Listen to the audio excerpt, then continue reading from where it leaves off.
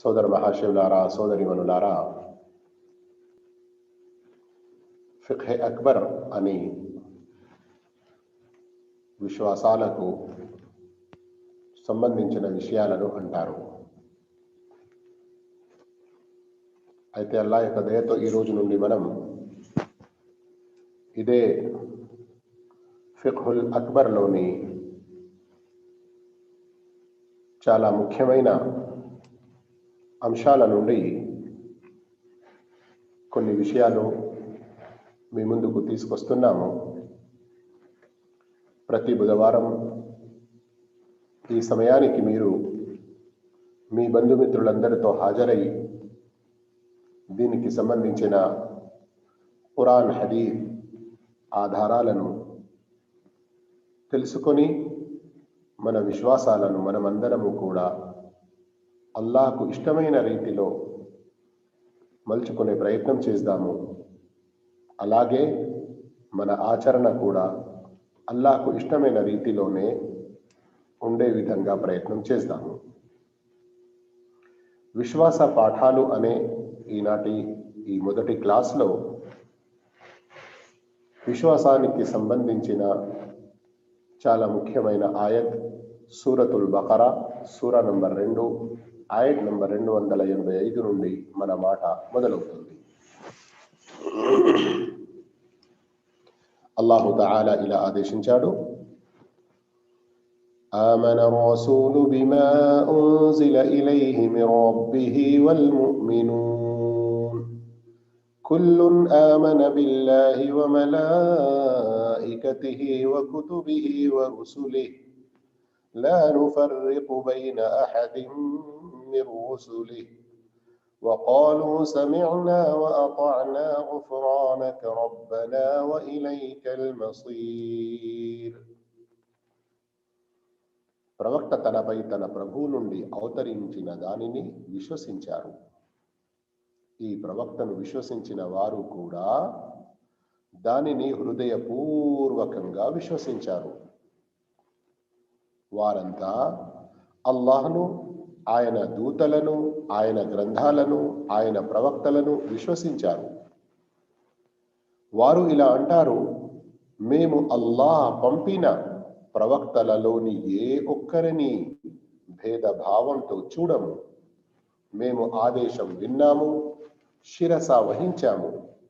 ప్రభువా, క్షమాభిక్ష పెట్టుమని మేము నిన్ను అర్థిస్తున్నాము. చివరకు మేమంతా నీ వద్దకే మరలి వస్తాము. సోదర మహాశివులారా, ఇందులో మనకు విశ్వాసానికి సంబంధించిన ఎంత మంచి బోధన లభించినది అనే విషయాన్ని దీని యొక్క అనువాదం ఏదైతే విన్నామో దాని ద్వారానే మనం పసిగట్టవచ్చును. అయితే సోదర మహాశివులారా, ఇప్పుడు దీనికి సంబంధించి ఒక ముఖ్యమైన హదీస్ మనం తెలుసుకుందాము. ఈ హదీస్ సహీహ్ బుఖారీలో వచ్చినటువంటి మొదటి హదీస్.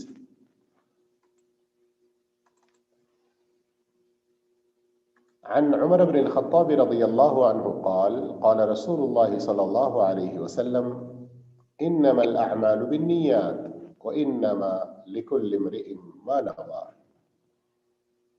فمن كانت هجرته إلى الله ورسوله فهجرته إلى الله ورسوله ومن كانت هجرته لدنيا يصيبها أو امرأة يتزوجها فهجرته إلى ما هاجر إليه. ప్రవక్త సల్లల్లాహు అలైహి వసల్లం ప్రవచించారని ఉమర్ బిన్ ఖత్తాబ్ రదియల్లాహు అన్హు ఉల్లేఖించారు.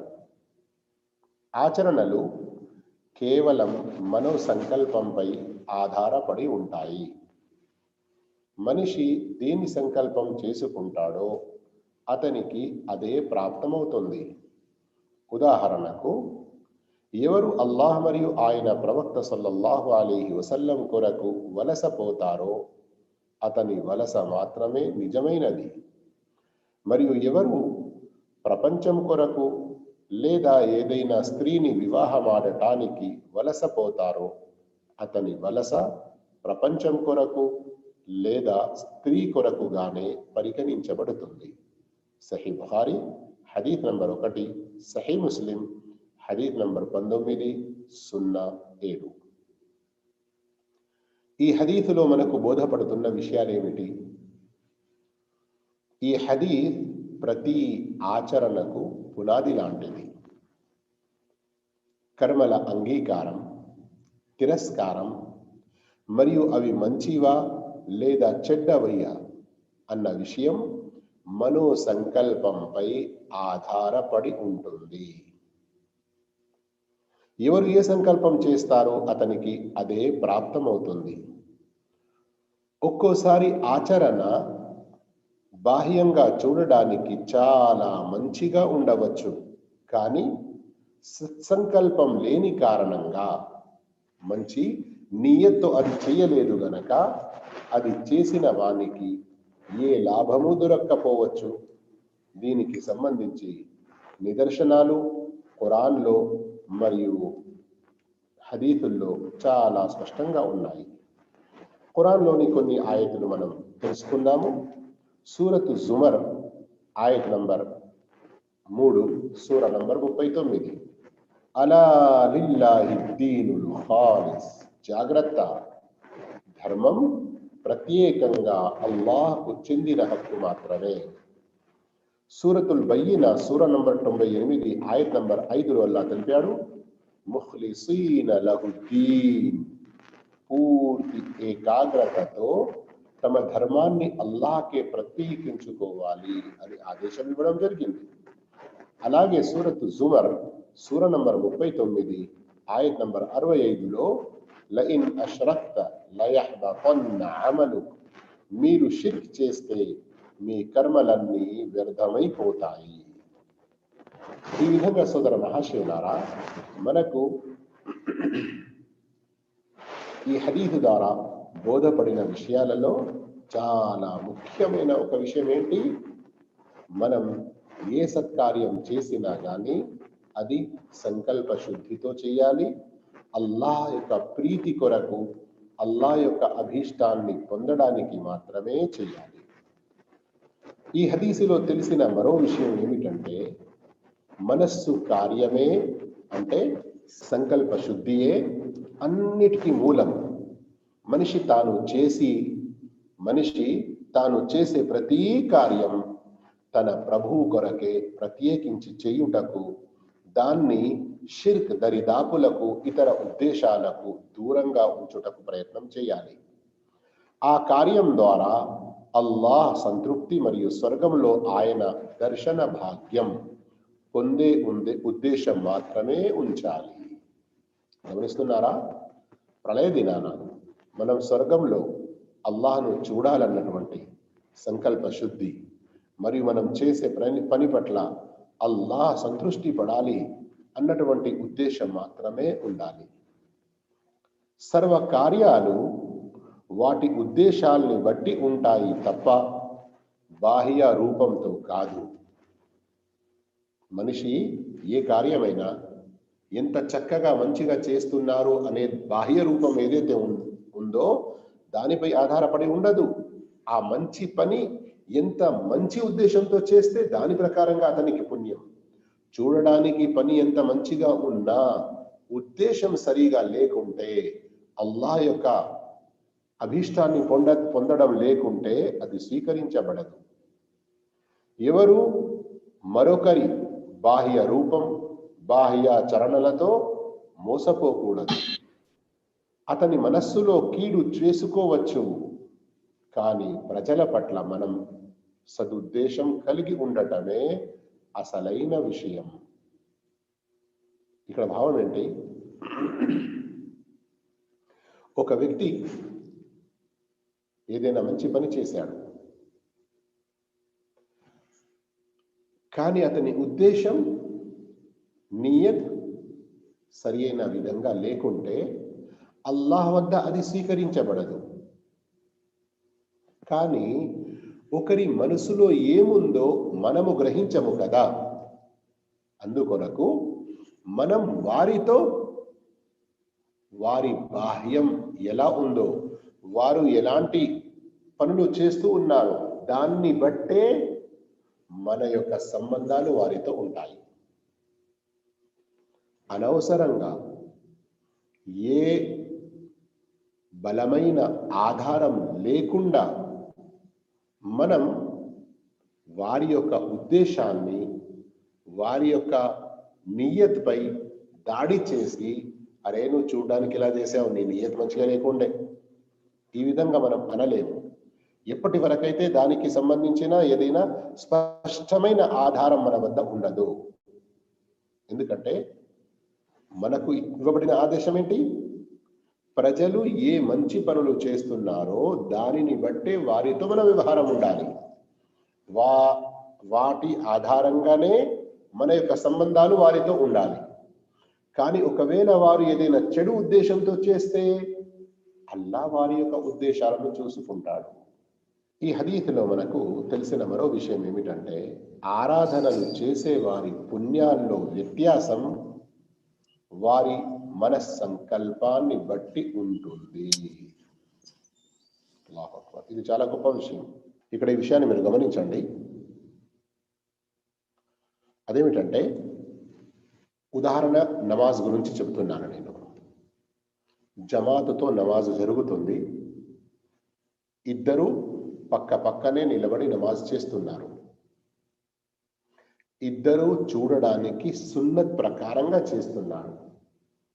కానీ పుణ్యం పొందే విషయంలో గనక మనం చూస్తే, వారిద్దరిలో ప్రతి ఒక్కరి ఎలాంటి ఉద్దేశం ఉందో, ఎలాంటి నియత్ ఉందో, ఎలాంటి సంకల్పం ఉందో దాన్ని బట్టి వారికి పుణ్యం లభిస్తుంది. ఒక అర్థం కావడానికి చిన్న ఉదాహరణ ఇస్తాను, గమనించండి. ఇద్దరు పక్క పక్కనే సున్నత్ ప్రకారంగా నమాజ్ చేస్తున్నారు. కానీ ఒక వ్యక్తి, అతని పూర్తి ఆలోచన నమాజులోనే ఉంది. అల్లాహ్ యొక్క సంతృష్టి కొరకే అతడు నమాజ్ చేస్తున్నాడు. మరో వ్యక్తి, అతడి యొక్క ఆలోచనలన్నీ కూడా నమాజ్ ఆరంభం నుండి చివరి వరకు పిల్లల్లో, దుకాణాల్లో, బజారులో, నమాజులో ఉన్నాడు. కానీ అతని ఆలోచన ఏముంది? నా ఈ మిత్రుడు వచ్చి నన్ను నమాజ్కు తీసుకురాకుంటే హాయిగా నేను కూర్చుండి నా లెక్క పూర్తి చేసుకునేవాడిని దుకాణంలో. నాకు ఎంత ప్రియమైన నా ప్లేయర్ ఆడుతున్నాడు క్రికెట్, అతని యొక్క బౌలింగ్ ఇప్పుడు నేను చూసేవాడిని, అతడి యొక్క బ్యాటింగ్ నేను ఇప్పుడు చూసేవాడిని. వీడొచ్చి నన్ను నమాజ్కు తీసుకొచ్చాడు. ఇలాంటి ఆలోచనలతోనే అతడు వచ్చాడు. ఇప్పుడు చూడండి, చూడడానికి ఇద్దరు నమాజ్ చేస్తున్నారు. కానీ ఇద్దరి నియతులలో, సంకల్పం, ఉద్దేశంలో ఎంత వ్యత్యాసం ఉంది?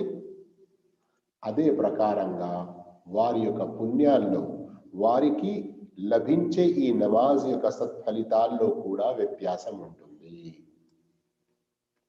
ఇదంతా వివరంగా ఏదైతే మనం తెలుసుకుంటున్నామో దీని ద్వారా మనకు ఏం తెలుస్తుంది? మనం చేసే ప్రతి పని సంపూర్ణ చిత్తశుద్ధితో, మనం చేసే ప్రతి కార్యం, మాట్లాడే ప్రతి మాట అది కేవలం అల్లాహ్ సంతృష్టి కొరకు ఉండాలి.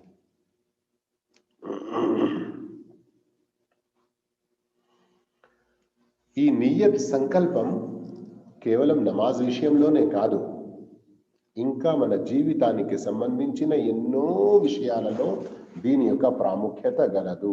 ఉదాహరణకు ప్రమాణం, మొక్కుబడి, విడాకులు, అలాగే షరతులు, వాగ్దానం, ఒప్పందాల లాంటి విషయాల్లో సంకల్పం తప్పనిసరి. అందుకొరకే కొన్ని సందర్భాల్లో ఏం జరుగుతుంది? నియత్ అనేది ఏమాత్రం రవ్వంత ఉండదు. కొందరు కేవలం బెదిరించడానికి పదాలలో చిన్నపాటి మార్పు చేసి తలాక్, విడాకులు అన్నటువంటి ఒక పదం భార్యలకు వాడతారు.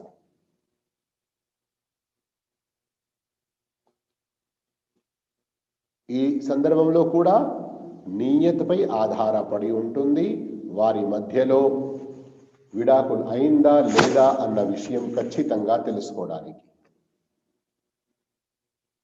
అలాగే మరిచిపోయేవాడు, బలవంతం చేయబడినవాడు, అజ్ఞాని, పిచ్చివాడు మరియు చిన్న పిల్లలు చేసే పనులు ఉద్దేశపూర్వకంగా ఉండవు గనక వారిపై ఇస్లామీయ ఆదేశాలు విధిగా లేవు. చాలా ప్రఖ్యాతిగాంచిన హదీస్ మీకు తెలుసు కదా. బాలుడు యవ్వనంలో అడుగు పెట్టే వరకు అతనిపై విధిగా లేవు ఇస్లామీయ ఆదేశాలు. అతనికి అలవాటు కావడానికి చిన్నప్పటి నుండి నేర్పడం తల్లిదండ్రులపై విధిగా ఉంది, కానీ అతనిపై విధిగా లేదు. ప్రాజ్ఞ వయస్సుకు చేరని బాలుడు ఒక నమాజు వదిలితే పాపం అతనిపై రాయబడదు. కానీ గమనించండి, తల్లిదండ్రులు చెప్పకుంటే వారికి పాపం కలుగుతుంది. అలాగే ఒక వ్యక్తి నిద్రపోయాడు, ఎవరు అతన్ని మేల్కొలపలేదు, అతడు కూడా మేల్కొనలేకపోయాడు.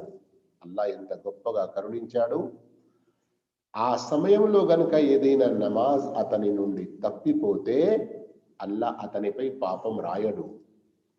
కానీ మేల్కొన్న వెంటనే చేయకుంటే అప్పుడు పాపం రాయబడుతుంది. ఇస్లాం యొక్క గొప్పతనాన్ని కూడా ఇందులో మీరు గ్రహించండి, మరియు నియత్ యొక్క ప్రాముఖ్యతను కూడా ఇందులోనే మీరు అర్థం చేసుకోండి. పడుకున్న వ్యక్తి స్పృహలో లేడు, నియత్ సంకల్పం అతడు చేయలేడు, అందుకొరకే అతనిపై పాపం కూడా రాయబడదు. అలాగే పిచ్చివాడు, బుద్ధి జ్ఞానాలు మొత్తం లేనివాడు, ఆ వ్యక్తిపై కూడా ఏది విధిగా లేదు. ఈ విధంగా సోదర మహాశివులారా, సోదరి మనులారా, ఈ హదీస్ ద్వారా మనకు బోధపడుతున్న మరో విషయం ఏంటంటే, ఎవరు ఏ సంకల్పం చేస్తారో వారికి అదే ప్రాప్తమవుతుంది. అయితే ఎవరు ఏ సంకల్పం చేశారో అదే ప్రాప్తమవుతుంది అన్న విషయం అయితే చాలా మంచిగా స్పష్టంగా అర్థమవుతుంది. కానీ వేరేది కూడా అతని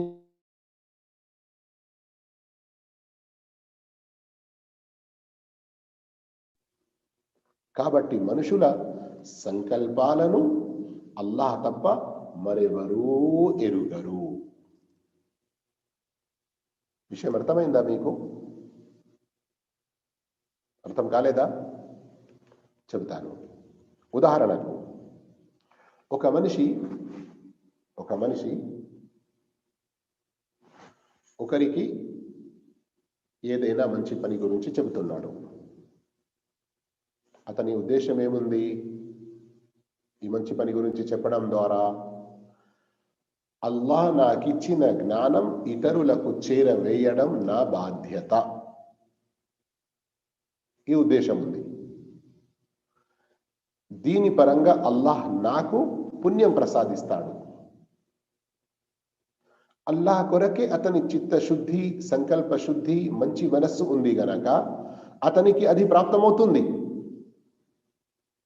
కానీ వేరే ఉద్దేశం అతనిలో ఉండేది ఉంటాయి, లేదా ఆ సత్కార్యానికి వేరే కొన్ని ఇంకా లాభాలు ఉన్నాయి, కానీ ఆ సందర్భంలో అతను ఊహించలేదు, అతడు ఆలోచించలేదు, అతడు తన సంకల్పంలో దానిని ప్రస్తావించుకోలేదు. అలాంటప్పుడు అతనికి ఆ పుణ్యం కూడా దొరుకుతుందా? ఉదాహరణకు ఒక మనిషి వుజూ చేస్తున్నాడు. వుజూ చేస్తూ ఇది అల్లాహ్ యొక్క ఆదేశం, వుజూ లేకుంటే నమాజ్ కాదు అన్నటువంటి విషయం అతని మనసులో ఉంది. వుజూ చేస్తే పాపాలు మన్నించబడతాయి అని కూడా హదీస్ చదివాడు, అది కూడా అతనికి మనసులో వచ్చింది. ఇప్పుడు వుజూ చేసినందుకు అతనికి చేసే సందర్భంలో అతడు అల్లాహ్ అభీష్టం, ప్రసన్నత మరియు పాపాల మన్నింపు గురించి ఊహించుకున్నాడు, ఆలోచించుకున్నాడు, సంకల్పించుకున్నాడు కదా. అయితే అది అతనికి ప్రాప్తమవుతుంది. వుదుకు వేరే కొన్ని ఘనతలు కూడా ఉన్నాయి. ఉదాహరణకు ప్రళయ దినాన వుదు అవయవాలన్నీ కూడా మెరుస్తాయి. కానీ వుజు చేసే సందర్భంలో అతడు దాన్ని మనసులో తెచ్చుకోలేదు, దాని గురించి సంకల్పించుకోలేదు. అతనికి అది కూడా ప్రాప్తం అవుతుందా లేదా? మరి ఈ విషయం అల్లాహ్కు మాత్రమే తెలుసు అన్నమాట ఇక్కడ చెప్పడం జరిగింది. కానీ దీని ఉద్దేశం ఏంటి? మీరు భయపడకండి. అయ్యో, కొన్ని సందర్భాల్లో ఒక మంచి పని చేస్తే దానికి 10 లాభాలు ఉండవచ్చు, కానీ ఆ 10 లాభాలు మనకు అదే సందర్భంలో గుర్తుకు రాకపోవచ్చు. అయితే మనకు గుర్తుకు వచ్చిన 1-2 హదీతుల భావాలు, 1-2 లాభాలు, అంతే మాత్రం మనకు పుణ్యం దొరుకుతుందా? అంతే ఆ లాభాలే దొరుకుతాయా? వేరేటివి దొరకయా అని భయపడకండి. అల్లాహ్ చాలా ఉదారుడు. మనం ఏది చేసినా సత్సంకల్పంతో చేశామంటే కొన్ని సందర్భాల్లో మనం ఊహించనిది కూడా అల్లాహ్ మనకు ప్రసాదించవచ్చు. ఈ హదీత్ ఇన్నమల్ అమాలు బిన్నియాత్, దీని ద్వారా మనకు బోధపడిన మరో విషయం ఏమిటంటే, ప్రదర్శన బుద్ధి, పేరు ప్రఖ్యాతులు పొందే సంకల్పం చాలా చెడ్డది. అది అల్లాయేతరులతో ఏదైనా పొందే ఉద్దేశం కింద లెక్కించబడుతుంది. అవునా కదా?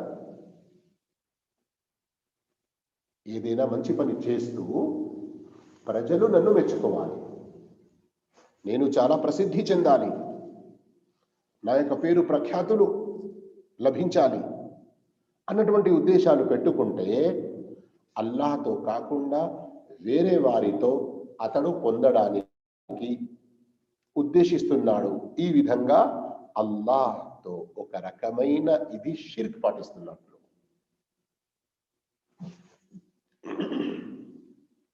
ఈ హదీస్ ద్వారా మనకు బోధపడిన మరో విషయం ఏంటంటే, సత్సంకల్పం లేనిదే ఏ కార్యాలు కూడా సత్కార్యాలు కాజాలు.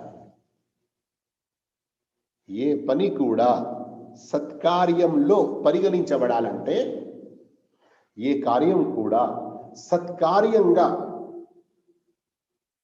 అది లిఖించబడాలంటే అందులో సత్సంకల్పానికి చాలా ప్రాముఖ్యత ఉంది. ఎవరైతే ప్రాపంచిక లాభానికి ప్రాముఖ్యతనిచ్చి పరలోక లాభాన్ని విస్మరిస్తారో అతను పరలోక లాభాన్ని కోల్పోతాడు. మరెవరైతే పరలోక లాభానికి ప్రాముఖ్యతనిచ్చి దానితో పాటు ప్రాపంచిక ప్రయోజనం కూడా పొందాలనుకుంటాడో అతనికి ప్రాపంచిక లాభం లభిస్తుంది మరియు పరలోకంలో కూడా సత్ఫలితం ప్రాప్తిస్తుంది. ఎవరైతే తాను చేసే ఆచరణ ద్వారా ప్రజల ప్రసన్నత పొందాలని ఉద్దేశిస్తాడో, ఇప్పుడే మనం తెలుసుకున్నట్లు వాస్తవానికి అతడు షిర్క్ చేసిన వాడవుతాడు. ఈ హదీస్ ద్వారా బోధపడిన మరొక చాలా గొప్ప విషయం అల్లాహ్ గురించి. అదేమిటంటే, అల్లాహ్ చాలా సూక్ష్మ జ్ఞాని. అల్లాహ్ చాలా సూక్ష్మ జ్ఞాని. అన్ని రహస్య విషయాలు చాలా స్పష్టంగా ఎరిగినవాడు. అంతేకాదు, దుష్టులను వారి దుష్సంకల్పం వల్ల హీనపరచకుండా అల్లాహు తాలా వారికి వ్యవధి ఇస్తూ ఉంటాడు. దీని ద్వారా కూడా అల్లాహ్ యొక్క కరుణ కటాక్షాలు మనపై ఎంత ఉన్నాయో తెలుస్తున్నాయి. స్వయంగా మనమే ఆలోచించండి. కొన్ని సందర్భాల్లో ఎప్పుడైనా ఏదైనా తప్పు చేస్తూ ఉంటాము, ఏదైనా పాపం చేస్తాము, ఏదైనా చూడడానికి మంచి చేస్తాము, కానీ దాని వెనుక ఉద్దేశాలు తప్పుగా ఉంటాయి. కానీ అల్లాహ్కు తెలిసినప్పటికీ అల్లాహ్ వెంటనే మనల్ని హీనపరచడు, వెంటనే పట్టి అల్లాహ్ మనల్ని శిక్షించడు. అల్లాహ్కు మన యొక్క హృదయాలలో ఉన్న రహస్యాలు సైతం తెలుసు. అంతటి సూక్ష్మ జ్ఞాని. ఇది తెలిసింది అంటే శిక్షించకుండా ఉన్నాడు. ఇది అల్లాహ్ యొక్క ఎంతో గొప్పతనం, ఆయన యొక్క కరుణ కటాక్షానికి కూడా తెలిసింది. సాఫల్యం పొందాలంటే ఆచరణలు ఎక్కువై ఉంటే సరిపోదు. చాలా చాలా సత్కార్యాలు లేదా చాలా చాలా ఆచరణలు ఉన్నాయి, ఇది సరిపోదు. అవి సత్కార్యాలు అయి ఉండడం తప్పనిసరి. మరి ఇంతకు ముందు ఏమైనా తెలుసుకున్నాము, ఏదైనా కార్యం సత్కార్యం ఎలా అవుతుంది? నియత్ కూడా మంచిగా ఉండాలి, ఆ కార్యం ప్రవక్త విధానంలో కూడా ఉండాలి. అందుకొరకు ఇక్కడ విషయం తెలుసుకోండి. ఇక ఏ కార్యమైనా సత్కార్యం కావడానికి ఇఖ్లాస్తో కూడుకుని ఉండాలి, నియత్ అందులో స్వచ్ఛమైనదిగా ఉండాలి, సత్సంకల్పంతో కూడి ఉండాలి, మరియు ప్రవక్త విధానంలో ఉండాలి. అలా కాకుండా ఈ రెండిట్లో ఏ ఒక్కదానికి వ్యతిరేకం ఉన్నా కానీ అది సత్కార్యం కాదు, దానివల్ల మనకు ప్రయోజనం చేకూరదు. ఇక్కడ మరో విషయం మనకు తెలుస్తుంది, కొందరు సలఫే సాలిహీన్ కూడా తెలిపి ఉన్నారు ఈ మాట. కొన్ని సందర్భాలలో చూడడానికి ఒక చిన్న కార్యం ఉంటుంది, కానీ అది నియత్ దానిని చాలా పెద్దదిగా చేస్తుంది, చాలా పెద్ద పుణ్యం లభిస్తుంది. మరికొన్ని సందర్భాలలో చూడడానికి చాలా పెద్ద కార్యం, కానీ నియత్ సరి అయిన రీతిలో లేని వల్ల అది చాలా చిన్నగా అయిపోతుంది, పుణ్యం కూడా చిన్నగా ఉంటుంది. కొన్ని సందర్భాల్లో ఏమాత్రం పుణ్యం దక్కకుండా కూడా ఉండవచ్చు. అందుకొరకు సోదర మహాశివులారా, చాలా మనం జాగ్రత్తగా ఉండాలి. మనిషి ఏదైనా కార్యం మొదలు పెట్టే ముందు తన నియత్ సంకల్పాన్ని నిర్ధారణ చేసుకోవాలి. నియత్ అన్నది ఫర్ద్ మరియు నఫిల్ మధ్యలో కూడా తేడా చూపుతుంది.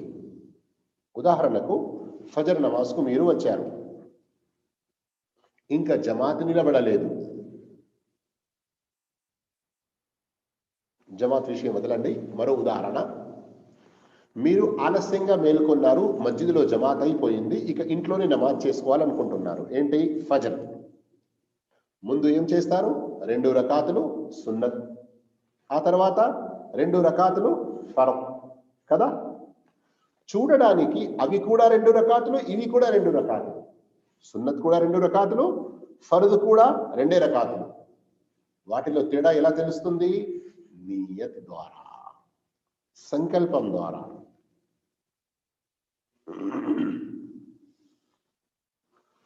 అయితే ఇక్కడ ఒక విషయం చెప్పుకోవడం చాలా అవసరం. అదేమిటి? నియత్ కొరకు పదాలు ఉపయోగించడం ఇది ప్రవక్త విధానం కాదు, అలా చేయకూడదు. నియత్ మనసు యొక్క స్థానం, మనసులో నియత్ అనేది చేయబడుతుంది, నోటితో పలుకబడదు. నోటితో నియత్ పదాలు ఈ రోజుల్లో కొందరు నమాజ్కు ముందు, మరికొందరు వుదుకు ముందు, మరికొందరు వారి యొక్క ఉపవాసాలకు ముందు ఏదైతే పాటిస్తూ ఉంటారో, వాస్తవానికి ఇది మన ప్రవక్త ముహమ్మద్ సల్లల్లాహు అలైహి వసల్లం ద్వారా రుజువు లేదు. సోదర మహాశివులారా, విశ్వాస పాఠాలలో ఈనాటి మొదటి క్లాసులో ఖురాన్లోని ఒక ఆయత్, ప్రవక్త సల్లల్లాహు అలైహి వసల్లం ఒక హదీత్ ద్వారా మనకు బోధపడిన విషయాలు తెలుసుకున్నాము. అల్లాహ్ యొక్క దయ, అల్లాహ్ యొక్క చిత్తం ఉంటే వచ్చే బుధవారం ఇదే సమయానికి మళ్ళీ మీరు తప్పకుండా ఎక్కువ సంఖ్యలో హాజరవ్వండి. అప్పుడు ఇన్షా అల్లాహ్ మనం మరింత ఎక్కువ విశ్వాస పాఠాల గురించి విషయాలు తెలుసుకుందాము. అందులో ఇబ్ను అబ్బాస్ రదియల్లాహు తఆలా అన్హు వారి యొక్క హదీత్ వస్తుంది. అందులో చాలా ప్రయోజనాలు, ఆ హదీత్లో చాలా గుణపాఠాలు, బోధనలు మన కొరకు ఉన్నాయి. అల్లాహ్ మనందరికీ సద్భాగ్యం ప్రసాదించుగాక. ధర్మ విద్య చాలా మంచి రీతిలో నేర్చుకుంటూ ఆ ధర్మ విద్య ప్రకారం ఆచరించే సద్భాగ్యం ప్రసాదించుగాక. ఆమీన్. వాఖిరు దావానా అల్హమ్దులిల్లాహి రబ్బిల్ ఆలమీన్. అస్సలాము అలైకుం వరహ్మతుల్లాహి వబరకాతుహు.